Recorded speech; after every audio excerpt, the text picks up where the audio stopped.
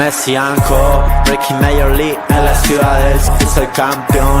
Leo my team, Suárez on the field, Alex wedding dating, con mis fechas un win. The trio of everything, muchachos, las familias se escuchan los barrios. Esta camiseta pinky la llevan todos los guachos. Los rookies quedan sin comentarios. Messi ambetea, tiki-taki gol. El estadio Chase bañado en gloria y sudor. Aquí se ama y se respeta el balón. Florida es tu casa, acostúmbrate al calor. Estate listo pa' Messi and Co. Estate listo pa' Messi and Co.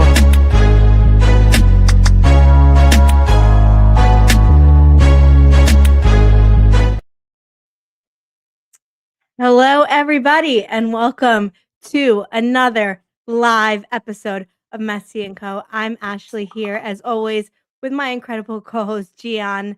Happy Monday. Let's start with that. We have a lot to get into. Mixed emotions, I'm sure, but starting, as always, with how we doing? I am doing good. I'm excited to be talking a real game, a first game of the season podcast finally here. And I'm excited to talk about it. And there's a lot to talk about. Definitely a lot to talk about. You're not kidding there. From on the field to off the field to just everything. I don't know. Was this what we were expecting? Was it not? Just a lot to discuss. So I'm happy to be here. And I am off to a good Monday. How about you? How's your Monday? Good. My Monday's been busy, actually. Like, I had said on the pod that I'd been traveling. Got back to Miami yesterday. Settling back down and everything like that, so it's been crazy. But you know, we made it. I was watching the game from a hotel room on Saturday, and it kept refreshing, and I was like, oh god, maybe it was better if I didn't watch, because it was not the best thing ever. But we're happy Inter Miami's back. Things to learn, things to grow. Excited about that. We already obviously got some friends in the chat. What's going on, Ash? What's going on, Boss Eddie? Yeah, man, it's so let's talk about. I guess we'll start with Inter Miami obviously lose first match of the season against LAFC 3-0 in a game where you really, I think, didn't maybe a little disappointing after just winning MLS Cup. Bringing in new signings, couple who we'll talk about, who played. Not that much good to talk about, I would say. I guess we'll see. But one thing that I will say, which is good before we get into the on the field stuff, was, man, the LA Coliseum, over 75,000 fans there. The energy seemed really electric. The stage was electric, and above all else, I think it's really cool to see as a fan of soccer, Inter Miami, Messi, just seeing what it's become in the US. Like, man, that's pretty cool, right? It looked like a pretty awesome venue. Yeah, I mean, Son versus Messi. It's like the aligning of the stars there. Everybody, I think it was a matchup other than the Cristiano Ronaldo versus Messi matchup, and maybe the next best thing right now. Two global stars, two guys that are just absolutely worshipped in different parts of the world. Son, likable more than anything. Great player for Tottenham. You know about him very much as a Tottenham I do. fan. It was very hard to root against him. Oh, what's interesting about him is just not on the field. He's just a likable person all around. So I think that's something that people really it drives their fandom for him. It's how he presents himself on the field, off the field, and obviously we know that MLS is trying to expand all over the world, and when you have such a big market in Asia, I think as well with Son, that's also something that's going to be very helpful and bring a lot of eyes onto the league. And then obviously Messi speaks for himself. To see two global stars in LA. I mean, you're talking about LA, New York, Miami, like some big markets. LA, I mean, it's where all the shows are. It's where Vegas is, where Hollywood, not Vegas, Hollywood rather. It's where Hollywood is, where they make the big movies, where all the big stuff happens. So to see those two on that stage in prime time as well, Saturday night football, like that was just amazing, honestly. And obviously, I would have rather, and we'll get into a different, I guess, a different scoreline there. But nonetheless, it was just amazing to see those two on the field. So 100% agreed. Yeah. So the spectacle was good. On the field performance, maybe not as good. So, like I said, 3-0 defeat. Um, was the lineup something that surprised you or what you were, expecting? I already see some comments like Silvetti seemed more active on the left than the right. He got the starting job. Segovia got the starting job as well. Bertarame, obviously, and a couple others that we'll get into. But I guess was there any surprises or was it what you were expecting? It wasn't necessarily what I was expecting. I mean, there was a lot that I was expecting. I mean, we'll start from the back. Obviously, St. Clair, you knew that he was fairly certain that he was gonna start over Rocco Rios. No, and look, I'm one of the ones that said early on that, while I thought it was cool that they brought on St. Clair, I just thought that you had a goalie that, even though he wasn't necessarily plan A, he's a guy that stepped in and did really well for you in the playoffs. And I was just a little surprised that they would look for somebody to bring in over Rocco Rios. No, but obviously, if you have the reigning goalkeeper of the year and you have an opportunity to bring him on, you're always going to do it. But he started in the back. That's what you expected. Um, he had some shaky play, I would say. I mean, especially in that second goal. I don't know. I tweeted, and I'll take responsibility. I tweeted from our side, Rocco Rios Nova would never.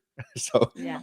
right, and that was a little bit of a joke as well. But in the back, obviously Noah Allen on the left. We talked a lot about how he was a dynamic player and he can play at that left center back role. He could play at that left back role, especially with Sergio Reguilon right now nursing an injury. It's one of the reasons why he's on this team. This team wants players that can play at multiple positions, and you knew that Noah Allen could play that position very well. Obviously, not going to bring exactly what Jordi Alba left behind, but I think he did a really good job on that left side. Playing Micael Dos Santos. You knew that he was going to start along Falcon, so I was, no big surprises for me there. I think what was a surprise for me, and not to get too ahead of ourselves, so maybe let's stick on the defensive part, Ash, and let me know what you think. But for me, it was a bit of a surprise that Ian Frey started over, um, what's it called? Facundo Mora. Yeah, thank you, Facundo Mora. That was a surprise for me, just because Facundo Mora is the guy that came from Racing, that is one of the top teams in Argentina, and a really, really good player. I really thought that the amount of money that they spent to bring him on, how they felt about him early on, I thought that he was going to be a starter from day one. I mean, it doesn't mean that he won't be. Maybe it's just the fact that they got a lot of new players on there that they want to make sure everybody fits. Why add another element to that when you can just have Ian Frey, especially while everybody gets to know each other. Ian Frey is a starter. I'm not going to say he's not, but I really thought Facundo Mura was going to start over Ian Frey. What do you think? Yeah, it's excuse me, it was a bit of a surprise, I think. You know, we didn't know exactly how the defense was gonna gel. Um, I think we knew Falcon was gonna be there, obviously, um, and Noah Allen because of Sergio Reguilon, but, outside of that, I think we were kind of on the fence about who was gonna be starting, and, we both really love Ian Frey, um, so it's like, a bittersweet wanting him to play. I would say Facundo Mora in the second half, I think was better, created a lot of chances. Uh, I don't know how it's gonna play out in the end, but, the defense and the goalie just overall the goals were mistakes that really the defense shouldn't make. I think this is a good point. I would have preferred the game later in the season that had everyone started to gel together. That is, when you add new players, um, there's always pluses and minuses. So it takes a little bit of time to gel, but di- disappointing overall in what the defense did in the midfield. I was surprised about Yannick Bright starting.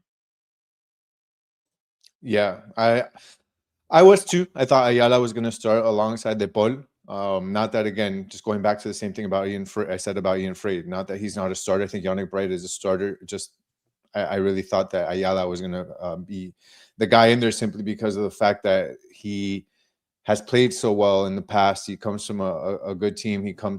He's spoken so highly of. And I felt like early on when I heard some of the comments about him in training, from coaching, the reasons why they brought him on, it just sounded like he was going to be a starter along with Rodrigo de Paul. But Yannick Bright starting in that position, I think, was really good. We know how good he is at anticipating passes from the opponent, how he is at basically destroying anything in that area.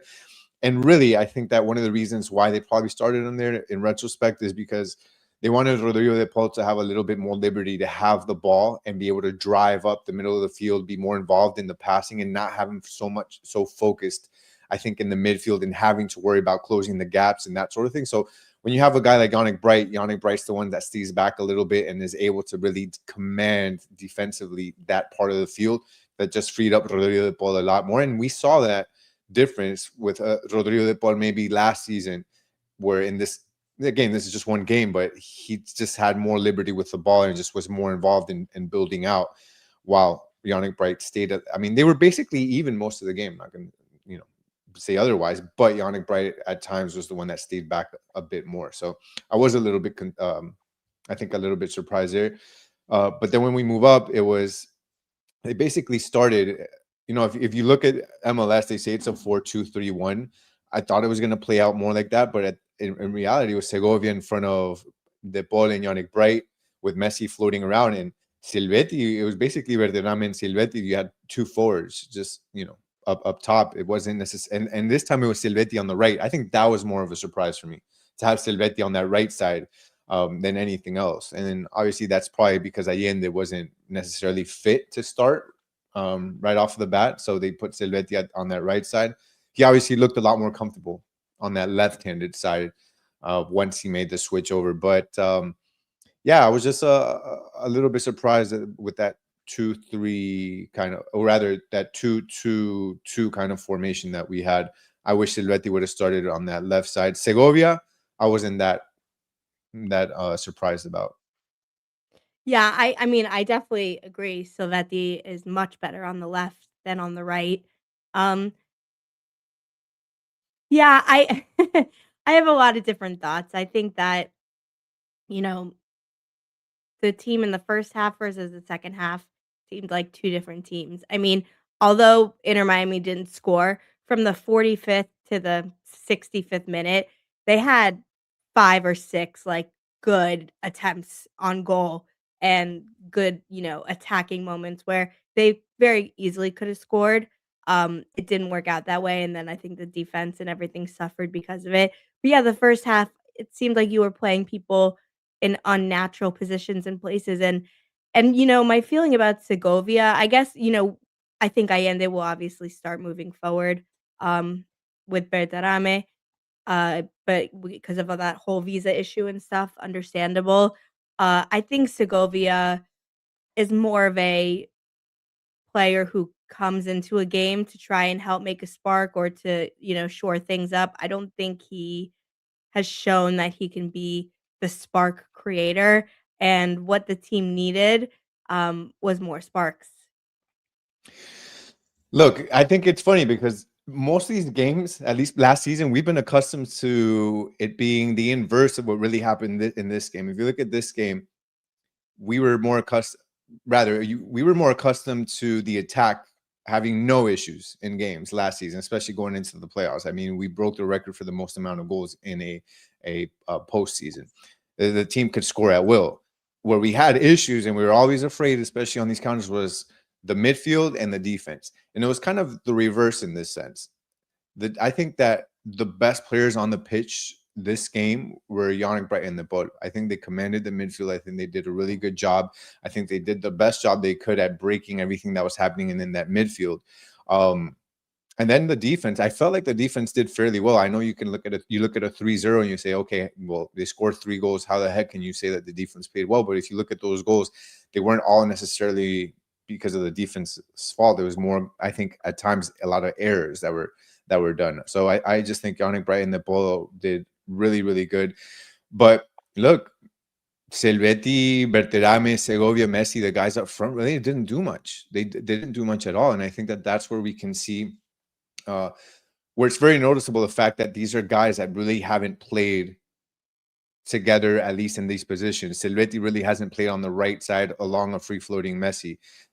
Segovia hasn't played with none of them have played with Berterame. Berterame is still trying to figure out his role, trying to see what does he need to do so that Messi can get him into the right position. Messi looked out of sorts, in my opinion. I mean, I'll look at the stats right now, but I think along the like I was looking at when I was watching the game, I was looking at the stats, and I think it was way into the second half that Messi didn't have a single shot on target. I don't know how he ended the game. I'd like to take a look at that, but that was very, I mean, very strange, very out of sorts for Messi. Not a Characteristic, yeah. like not a single shot on target. So I thought that was a little bit strange. So really, the attack was kind of what messed us up more than anything. I mean, 0 goals. And then the other thing I noticed is, look, what was a big issue that we had last season, Ash?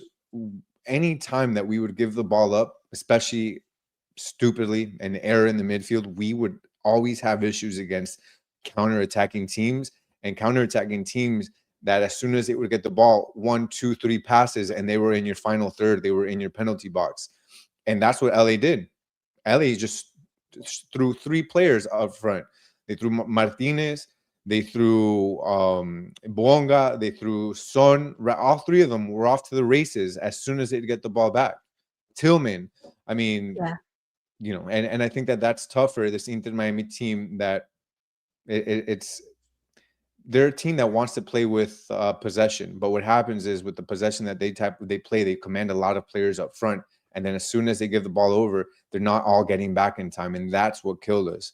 Like that first goal also, that first goal was who scored that first one? Martinez scored that first one, right? And I believe that was in minute 37. In minute 37, I want to take a look at I actually have the goal here next to me. I want to take a look at that. That was the one that was in error, I believe. Yeah, that was Rodrigo de Paul. That was Rodrigo de Paul that had the ball coming out of the build-out. Tillman comes up behind him, steals the ball. Nobody shouts out to the Paul to let him know that the player is behind him. He loses the ball, and in 2 passes, they score. And that's the type of thing that really has plagued us, even last season to this season, now starting in the first game. So that's something that they need to take care of. Ian Frey, I think in the second goal, Ian Frey gets the ball, makes an errant pass, and I think we almost got scored on that one. So, you know, there's issues, and I think it's keeping possession, but also keeping possession in a responsible way, that you're not just giving up the ball, and that continues to plague this Inter Miami team. Yeah, yeah. I mean, I think a couple points there. I agree with that. I think this, first of all, Segovia is a 90% effort guy. Yeah, I think it's just he's not 100% spark, interest, gets the team going, you know, creates what we're looking for. I don't think he's the long-term solution. It'll be interesting to see, you know, what the Orlando team looks like. And really quickly, before we get to Messi, did you see Fabrizio Romano's sort of bomb he just had, which is that Antoine Griezmann looks likely to be signing with Orlando City soon. And so that will make the Inter Miami Orlando rivalry even stronger. That is a big name player who still plays for Europe, plays for France, is you know, just played with Atletico Madrid in the derby versus Real Madrid, won. And yeah, I mean, really quickly before we get to Messi, I think just, you know, we're getting more and more stars in the league. We're talking about playing against Son. Now you're gonna have playing against Antoine Griezmann. Like, this is what we wanted for the league, right? So just really quickly, give me your instantaneous thoughts on that. Yeah, I mean, that's another world-class player. Obviously, plays for France, plays for Atletico Madrid, played for Barcelona. He's just going to be another guy that's going to make it hard on this Inter Miami team to win an MLS Cup. I think you have that dynamic duo of Bongo and Son, and now you're going to have a world-class player in Griezmann in Orlando. I think that's great for the league. I think it's great for competition, and it just shows that if this Inter Miami team wants to go back to back, they're going to have to go through the best of it, and some of the best players that have been on a world stage. And I think it's amazing. I mean, why would you not? I think, to me, the more competition, the better, the funner the games are. And I look, If you want to win multiple trophies, you got to go through the best, and it is what it is, and it makes El Clásico, this classic game, even better, I think. 100%. Yeah. No, it's true. It's crazy. I mean, I wish we signed Antoine Griezmann. As we were talking about in the summer when we were like, "Oh, what are some names?" Obviously, we all wanted Neymar, or I wanted Neymar. It was never going to happen. I thought Antoine Griezmann was more likely, and so I'm surprised in the end that he ended up in Orlando. But to your point, it's a Sunshine Classico, right? It's gonna definitely have some more heat to it. No pun intended. But getting back to what we're talking about, Messi. So Ash said Messi's still recovering. I think that that plays into it. Look, he came out of the preseason game, a little bit of a hamstring, soreness, twinge, whatever you want to call it, has not played for the last couple of weeks. Um, they had to cancel the game in Puerto Rico, etc.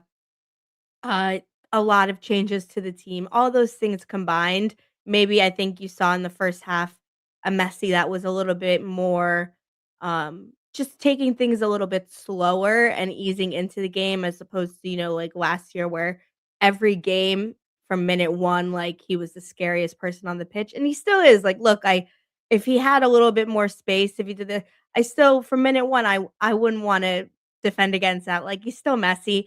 I think in the second half, we saw them being a lot more aggressive, creating things, and he even took a couple shots. He went headfirst into the defender and body shot. I mean, that looked like it hurt. He got tripped up a couple times. Put his body on the line, like no doubt about it. And I think definitely by the end of the game, I kept thinking, I was like, God, a few more minutes, like Messi would have taken shape. But so yeah, the I think the beginning he saw a little bit more of a trap, not, just someone playing a little bit calmer, getting his feet wet. Not that he needs it, but I think we'll see something different in the next game. Like I think you'll see him from minute 1 being super aggressive and getting things together. If you saw him post match when he was walking out of the tunnel, which we're gonna get to, I mean, animated, angry as the game ended, like, for Messi's standards was really he seemed really upset, and so that to me is a good sign. I wanna see that like, you want him to a mad Messi and who plays for your team is a good Messi to have.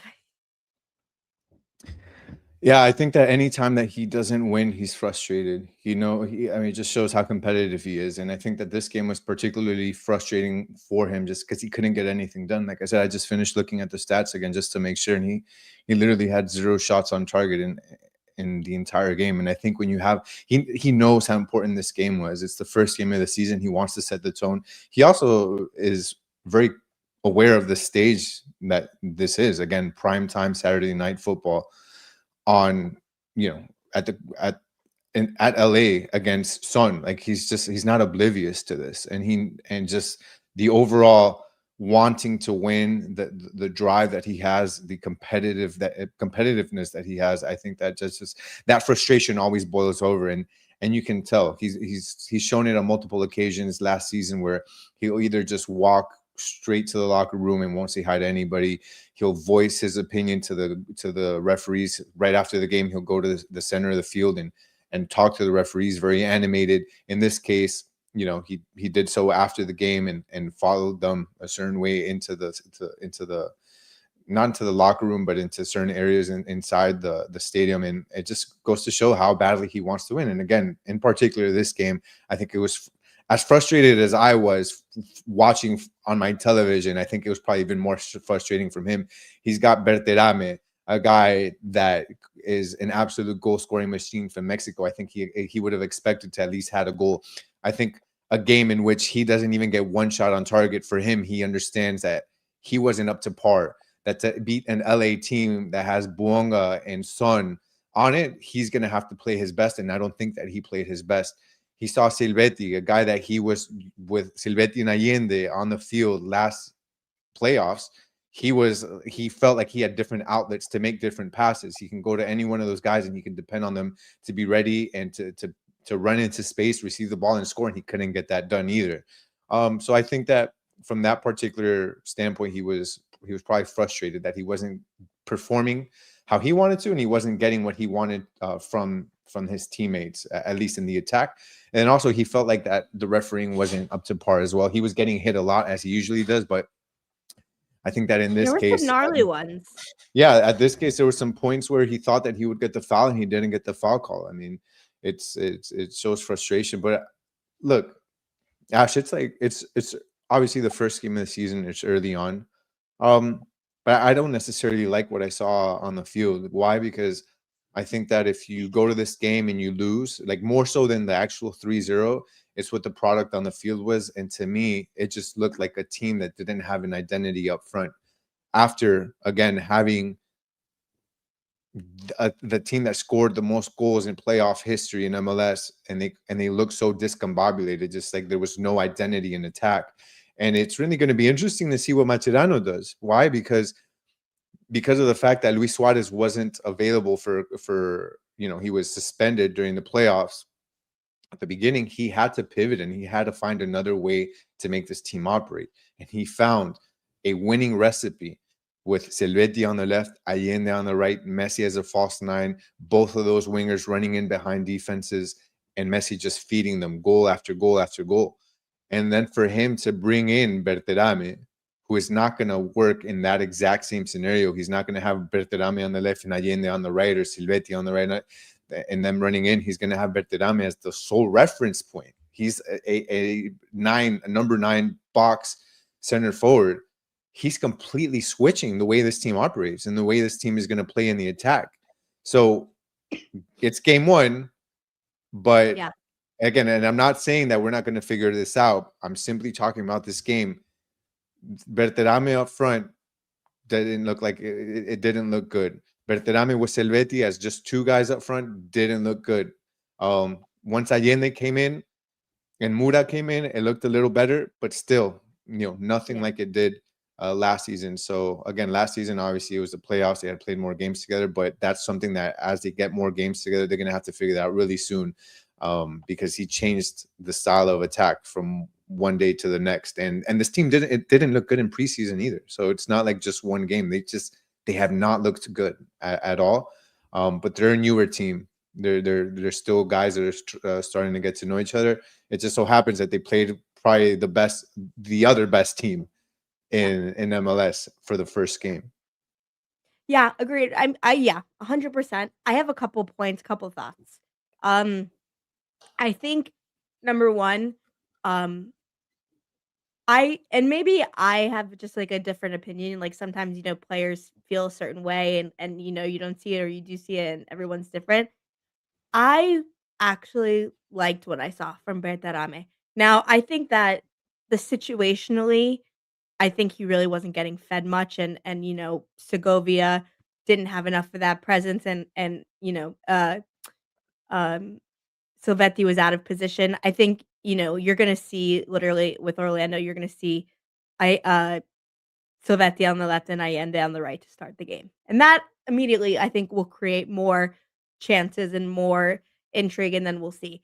I thought that in terms of hold up play and the very few chances he had, I think if you're comparing it directly with Luis Suarez last season, for example, I saw from Bertarame a few things I really liked. First of all, I know it missed and it went wide. The header that he got off of that corner was absolutely vicious. And I know it's like, well, who cares about that? It didn't go in this and the other. It was such when I saw it, I immediately went, "Oh, that's a goal scorer." Like that's someone who scores a lot of goals, who has like a scent for getting the back of the net. It was a vicious header. He generated an insane amount of power. He had that moment where in the end he had a high boot and wasn't able to get the ball, misjudged it, but that was like a poacher's finish. He did good hold up play. To me, I think I need to see another 2 or 3 games, with, like I said, the addition of Allende, uh, and other players to put a stronger judgment on, but my eye test was I like what I saw. I liked what I saw from him in the game with the very limited, very, very limited chances he had and what was overall, I think, just not a good setup and overall performance from the team. So we'll see. But there was just some things about it where I liked it. I just thought maybe we'll see something. Berterame, Berterame was tied for the third lowest SOFA score on the team with a 6.2. Worst SOFA score was Dane St. Clair, obviously because of that blunder that he did. I still don't understand what the hell he was trying to But do. Berterame didn't get any things sent. He didn't get any touches. He didn't get any balls. Like, what are you gonna do if you don't get anything? Well, I mean, he has to get himself in the right positions for you to want to pass to him. I think that if he's not making the right runs and he's not doing the right things, like you're not going to pass the ball to him. He's not a guy that's going to come into the midfield and ask for the ball and get an easy pass. He's a guy that has to run into space, and I think he didn't do that. I think partly, and then this isn't all on him, I think partly it's on Mascherano. I don't think he set the team up correctly up front in attack.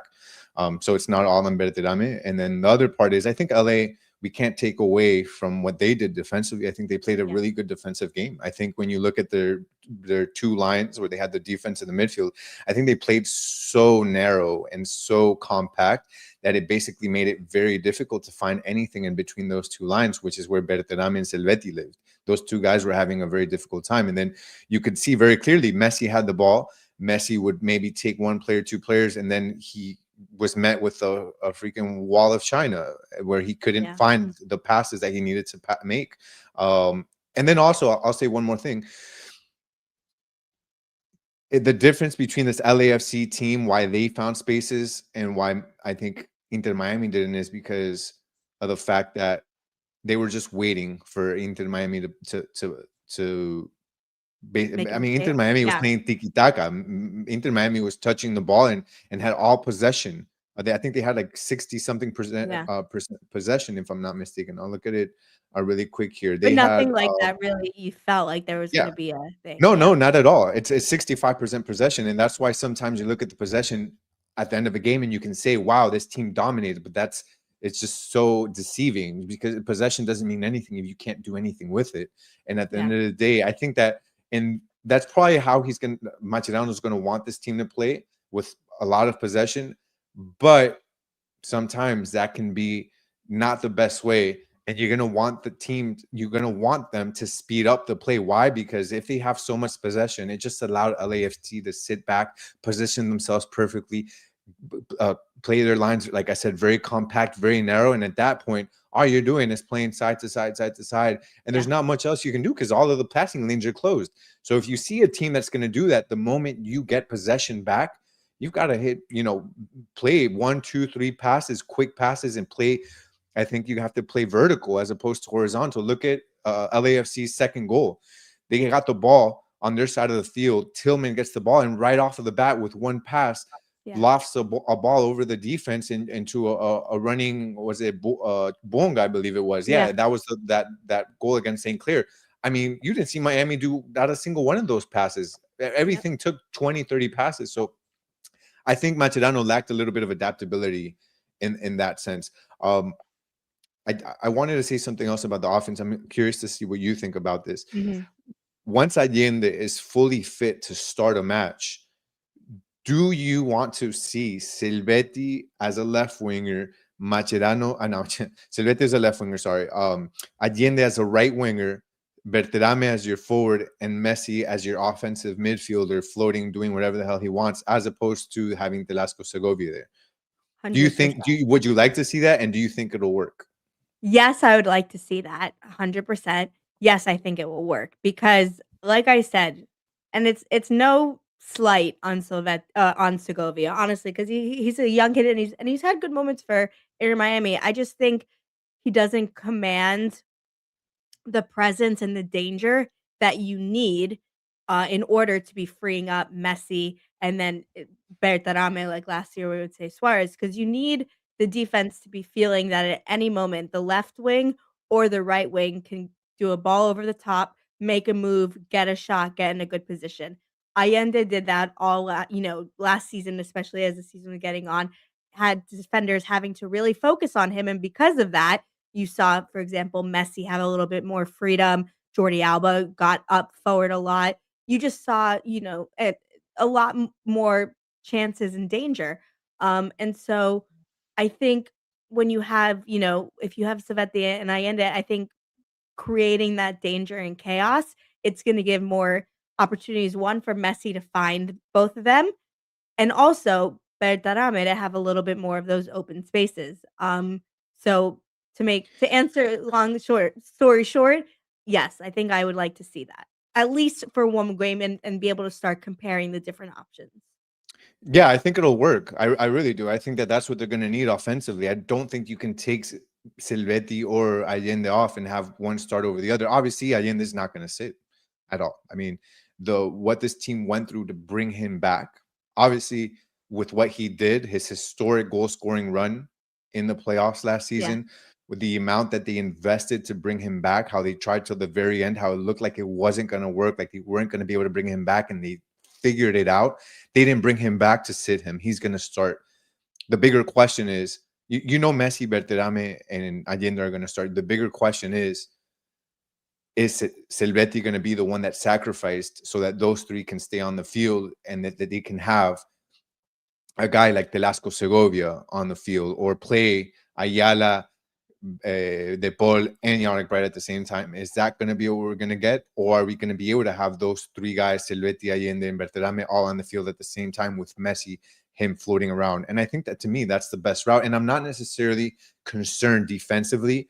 Why? Because when you have Yannick Bright and De Paul in the center of that midfield, I feel like we have that area Or pretty De Paul and locked Ayala, down. I think similar. Or the Paul and Ayala. I Yeah. feel like that area of the field is taken care of. Plus, if you look, and I know that you were talking about, you were not as disappointed with Berterame, that you saw things that you liked. One of the things that I liked that I saw from Berterame, and I think this is obviously part on Mascherano and what he's asked of Berterame, is you don't have a guy that's on one leg anymore up front. Anytime that A lot of they went running. back on defense, Mhm. and this I noticed quite a few times. Anytime they went back on defense, Telasco Segovia would a lot of times help in that back line on the defense. Sometimes I saw what looked like a line of five briefly, but what you saw a lot of was Silvetti and Berterame helping to create that Mhm. midfield line, with Messi staying up front by himself. Whereas last season, when Suarez was starting, you basically had two players that weren't playing defense. So Right. in this case, if you were to play Berterame, Silvetti, and Allende, I don't think that's going to be a big deal anymore from the defensive side. Why? Again, Messi stays up, and then Allende, Silvetti, and Berterame all helped to make that to help in the midfield when they're back on defense. Berterame was running around again and helping a lot more than Suarez was when he was starting for this team. So I would feel a lot more confident having a very, very aggressive attack again with Messi, Berterame, and two freaking fast wingers that can find Right. space and that can dribble, which is important. Yeah, 100%. No, I agree. And like I said, the jury is out on Bertarame. We'll see what happens when he has more chances, when the game is a little bit more open, when they adjust. Um, but just my eye test was like I liked what I was seeing in the very little moments that there was a chance. I felt like he's an athletic young guy who's like a firecracker. And after Luis Suarez, who had his good moments, and by the way, I actually think should have come in earlier in the game. I think that Mascherano waited too long to bring Suarez in, but I think it'll be a really good dynamic to see. So yeah, we'll see. Now, my question for you is defensively. Um, we said what we think offensively the change should be, which is obviously bringing in Allende for Segovia. Defensively, we obviously saw in the second half Mura come on the field. Um, in your perfect world, what does the back four look like that you wanna see going into Orlando? Going into Orlando, well, it really depends. I mean, I don't think that Reguilon is going to be ready in time. Mhm.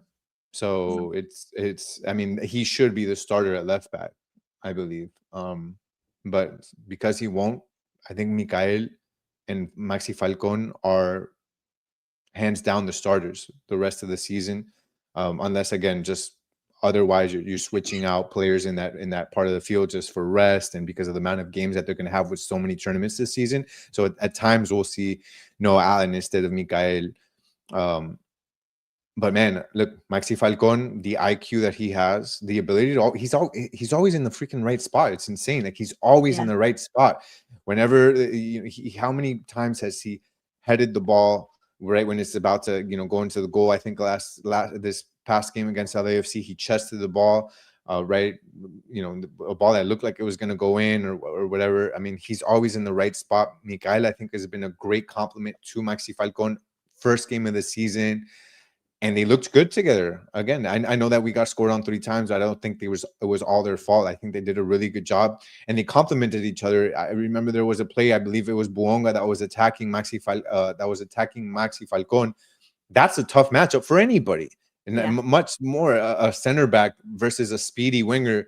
Buonga can take basically anybody in this league one-on-one, but Maxi Falcon, instead of doing a direct challenge and possibly getting Buonga getting past him, he positioned his body in a way that he'd slow Buonga down to make Buonga think about what his next move was, and that bought Mikael time to get back in time to help double team him, and they were able to take the ball away from him. So the IQ of those two players, the familiarity that it looks like they have in such a short amount of time, where they're understanding how to play with each other, I think was really a great revelation early on in the season in this first game against LAFC. So to me, those guys are hands down the starters. I think the bigger question right now, knowing that Noah Allen's going to start at least while Reguilón is still getting better or recovering from his injury, it's Mura versus Ian Frey. What are you going to do? Ian Frey, we spoke so well about him last season, about how good he looked on defense, how well he helped, and how good he was in attack,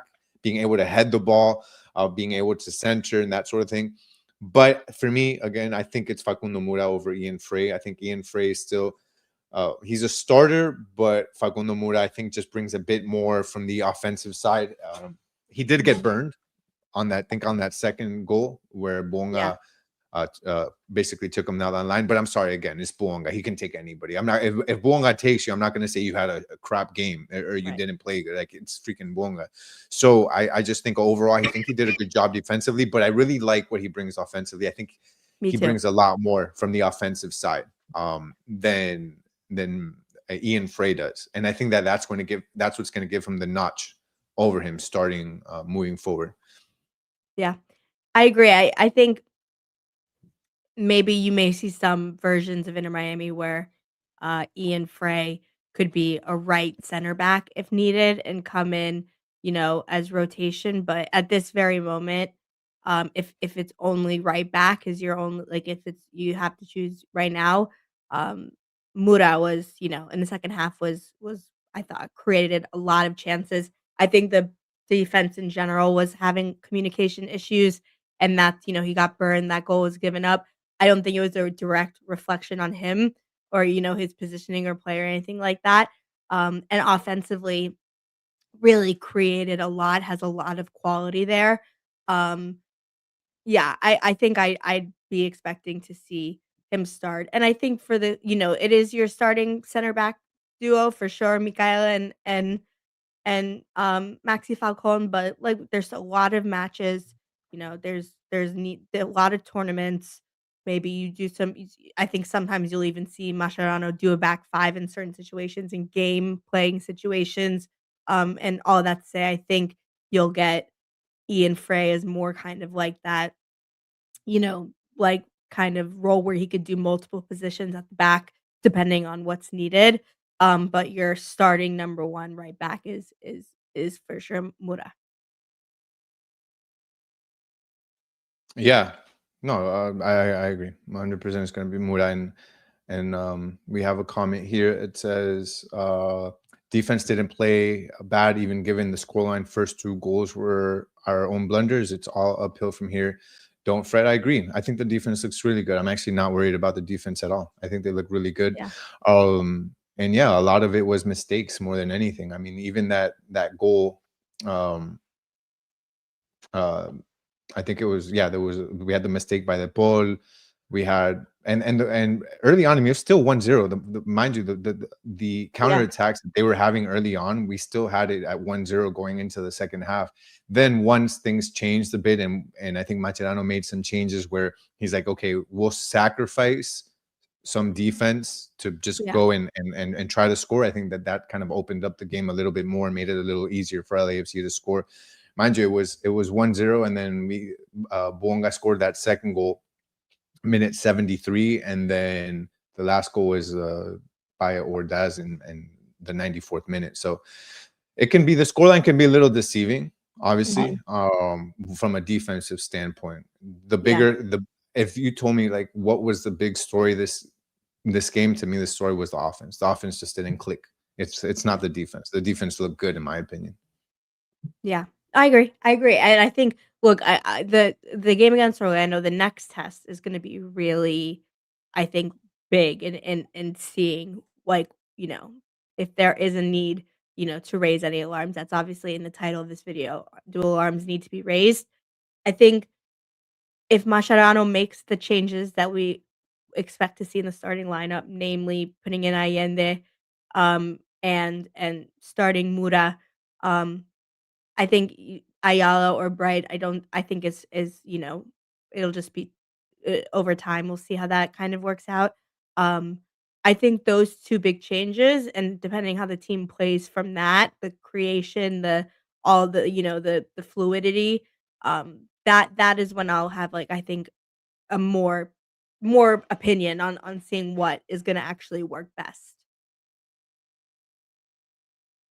Yeah, there's going to be changes as the season goes on. Again, we know that at the end there is going to be a starter. The reason he didn't start again is just because of the fact that he was nursing an injury. He's coming back, so we'll see. I don't know if he'll be ready to start by Orlando. Hopefully he does, and if he is, then it's going to be him. The bigger question is Silvetti or is Telasco going to start? To me, that's the bigger question versus Orlando. And this team will continue to get better. Look, the most important thing for this team is they have the talent. The talent is there. They have it. They have world-class players. They've got some of the best players in the league. I think it's one of the, I mean, along with LAFC and maybe another, they're the best team on paper. It's how long will it take for them to click? Right. Again, learn how to play off of each other, with each other. How long will Mascherano take to figure the team out with these new players, figuring out a new type of offense? I mean, that's really what it is. You also think back about the preseason. I mean, the preseason did the preseason do them any good? What was it more about? Were they more focused on putting on a show, or were they more focused about getting this team to understand each other and to play properly and to test the things out that they needed to test?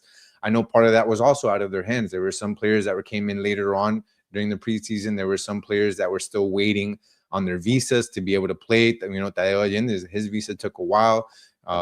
We know that Berterame took a bit. So I think there are a lot of things that come into play here. Again, this is the first game of the season. It just happens to be against freaking Buonga and Son. But at the end of the day, this is game 1. I mean, I'm not worried about the season whatsoever. I just didn't like what I saw this game. But again, this first game of the season, they'll continue to get better. I think, hopefully by the 5th game of the season, I think that this team will be up and rolling. I don't think it takes longer than 5 games for this team to get up and rolling. But remember, this is MLS season. It's a long season, and basically all you have to do is get to the playoffs. And as long as this team is playoff ready, that's what's important. And they did that last season. There were times where they didn't look so good. There were tough conversations being had, but when it mattered most, when the MLS postseason started, that's when this team clicked and they were ready to go. They're just going to have to do it a little sooner now because they need to win Conca Champions. That's what's most important right now. Conca Champions and MLS Cup. So they'll figure it out soon. Agreed. I'm excited to see how this Orlando City game goes, and just, what changes do happen on the field and just overall play, how that changes too. All right, well, any other topics you wanted to get into to wrap up the show? Let me see. I feel like we covered a lot. It'll be interesting to see. Just we got to give them time. We got to get a little bit more of a sample size. Yeah. No, I think we covered it all. I just think that this team needs a little bit more time, and they've got the tools that they need to be able to win. And look, we've said it, they've got a lot of players, and this team is going to rotate. They're going to play a lot of different lineups. I think you're going to have 1 or 2 different starting lineups again because of Champions Cup, because of the Leagues Cup, because they're going to want to, you're going to have World Cup. There are going to be some players that possibly, play some less minutes. So we'll see a lot. And I think that that'll be good for Macherano as well, to be able to tinker and figure out what pieces he thinks are best. But, there's still, it's the first game. I'm excited about this Orlando game. Anytime you play against your in-state rival, it's an exciting game. But man, I can't lose to LAFC and Orlando back to back. I just know that. So they better figure things out really quick. We need to beat Orlando. I do not want to start the season off losing to these two teams. But hey, look, I'm also excited about Freedom Park. They started putting the seats in. So that's exciting. It's looking really, really cool. And that's something I can't wait. I think our first home game is set to be on March 18th against TBC. Whatever the hell that means. That's on the. I think the park opens April 4th. I think that game may be in Fort Lauderdale. Is maybe. it? I think so. I think. Oh, April you're 4th right. is April 4th. what it Yeah, is. against Yeah. Austin. Thanks, Ash. Yeah, it says. But it's so soon. It is soon, and it looks really sick. I say, this is what, can Miami be the LA Galaxy of last year? No, I agree with Natalia here. Number one, obviously. Well, they didn't have Messi and we do. And so whenever that's the case, this team has shown, I think, year over year growth that and strong, competitive, exciting, all those things. And I think this year will be no different. It's just gonna, about getting those things kind of gelled. And it'll be exciting to see. I'm excited to see it. I'm excited for this season to unfold. I'm looking. Same sentiment, guys. Not the start we wanted, but no worries. We are not worried. We will be good. This team will win multiple trophies. I'm almost certain. Honestly, I am almost certain. And this team is going to be, once they click, once this team figures out how to play on the attacking end, there's going to be a monster. I mean, think about how crazy it is to say that you have Messi, you have Tadeo Allende, who broke the MLS Cup record for goals scored in a single MLS Cup, and then you bring in Berterame from Mexico, that is a goal scoring machine. Like it's just hard to not envision this team breaking the goal scoring record for the season. I really do think that you can have a season once Allende and Berterame are clicking. You can have the freedom that's going to open up for Messi as well. I just think you're possibly going to have at least two, maybe three guys in the top 5 scoring leaderboard. I mean, you can easily have Berterame, Allende, and Messi in top 5 leaderboard of goals scored in MLS this season. I don't think that's difficult to envision. 100% agree. It's gonna be exciting. It's gonna be exciting. Well, but this was a great episode. Got some good conversation and feedback, and I think everyone's just excited to see how the season keeps going. Obviously, it wasn't an ideal start, but I believe in this team. I believe in this roster. And we'll just keep seeing how it's unfolded. But make sure you are following us on on X at Messi and Co. To be able to get the latest scoop on everything happening with Inter Miami and seeing how these games, these seasons, these players unfold.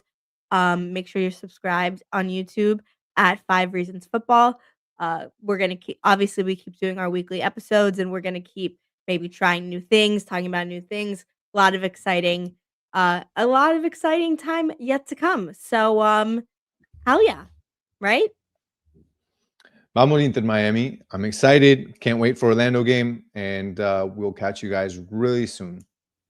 Love it. All right, for this episode of Messi and Co, I'm Ashley. That is Gian, and we will see you next time.